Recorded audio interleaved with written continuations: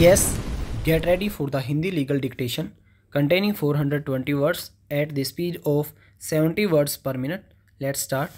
3, 2, 1, start. अपीलार्थी ने द्वितीय appeal उच्च न्यायालय में प्रस्तुत किया। हिमाचल प्रदेश उच्च न्यायालय ने रोशनलाल बनाम प्रीतम सिंह और अन्य के मामले में उच्च न्यायालय के खंडपीठ के निर्णय पर विश्वास व्यक्त करते हुए अपील निरस्त कर दिया। अतः यह अपील प्रस्तुत किया गया। प्रश्नगत विषय पर विभिन्न उच्च न्यायालयों के निर्णयों में धारा 22 में प्रयुक्त शब्दावली संपत्ति के अंतर्गत कृषि भूमि को शामिल करने या न करने पर मतभेद रहे हैं, जिन पर विचारोपरांत न्यायालय ने निम्न निर्णय दिया है। हिंदू उत्तराधिकार अधिनियम 1956 की धारा 22 में अंतर्गत निम्न उपबंध किया गया है। धारा 22 कुछ दशाओं में संपत्ति अर्जित करने का अधिमानी अधिनियम कार्य, जहाँ की इस अधिनियम के प्रारंभ के पश्चात निर्वसियत की किसी स्थावर संपत्ति में या उसके द्वारा चाहे स्वयं या दूसरों के साथ किए जाने किसी कारोबार में के हित अनुसूची के वर्ग 1 में विनिर्दिष्ट 2 या अधिक वारिशों को न्यायगत हों और ऐसे वारिशों में से कोई उस संपत्ति या कारोबार में अपने हित के अंतरण की प्रस्थापना करे,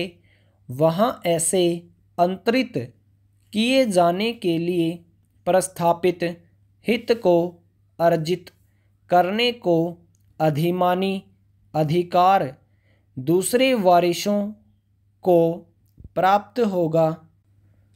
मृतक की संपत्ति में कोई हित जिस प्रतिफल के लिए इस धारा के अधीन अंतरित किया जा सकेगा, वह पक्षकारों के बीच किसी करार के अभाव में इस निमित्त किए गए आवेदन पर न्यायालय द्वारा अवधारित किया जाएगा, और यदि उस हित को अर्जित करने की प्रस्थापना करने वाला कोई व्यक्ति ऐसे अवधारित प्रतिफल पर उसे अर्जित करने के लिए राजी न हो, तो ऐसा व्यक्ति उस आवेदन के या उससे आनुषंगिक सब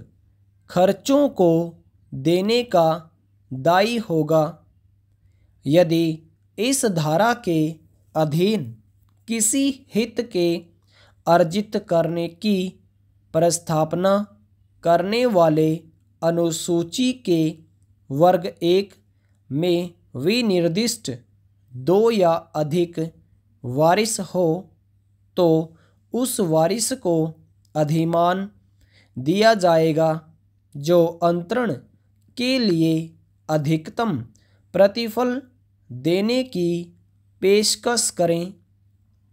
इस धारा में न्यायालय से वह न्यायालय अभिप्रेत है जिसकी अधिकारिता की सीमाओं के अंदर वह स्थावर संपत्ति आस्थित है या कारोबार किया जाता है, और इसके अंतर्गत ऐसा कोई न्यायालय भी आता है जिसे राज्य सरकार शासकीय राजपत्र में अधिसूचना द्वारा इस निर्मित विनिर्दिष्ट करें। विधायिका ने जब धारा 22 के प्रारूप को अधिनियम में शामिल किया तब उसका उद्देश्य था कि उत्तराधिकार के रूप में किसी परिवार के सदस्यों को प्राप्त संपत्ति उनके परिवार के बीच में ही बनी रहे और कोई बाहरी व्यक्ति आसानी से उनके परिवार के बीच न आ पाए। इसी उद्देश्य से यह अधिमानी अधिकार अन्य उत्तराधिकारियों को प्रदान किए गए।